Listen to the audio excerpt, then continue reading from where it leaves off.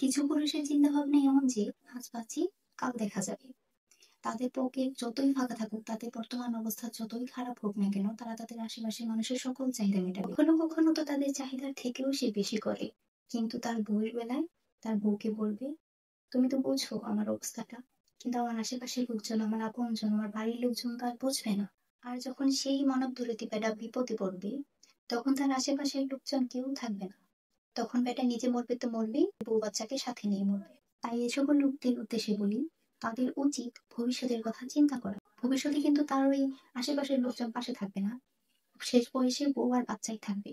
তাই তারা যেন বেঁচে থাকে শেষ পর্যন্ত, যেন বউ বাচ্চাটা আপাতত থাকতে পারে জীবনে, সেদিকে অবশ্যই খেয়াল রাখা উচিত। আপনার ছিল, কিন্তু এখন নেই। তাই আগে সেই খানদানি ভাইবটা না নিয়ে আশেপাশের লোকজনকে বুঝতে দিন, আপনার অবস্থাটা বুঝতে দিন, যাতে তারা আপনার উপর জুলুম না করে। আর শেষ বয়সে যেন আপনার বউ বাচ্চার উপর আপনি জুলুম না করেন। আপনার আর্থিক অবস্থা অনুযায়ী যদি আপনার বউ বা আপনার বাচ্চারা চলতে পারে, খেতে পারে, তাহলে আপনার পরিবারের অন্যান্য সদস্যরাও পারবে। তাদের তো আপনি আর না খাইয়ে রাখছেন না, তারাও খাচ্ছে।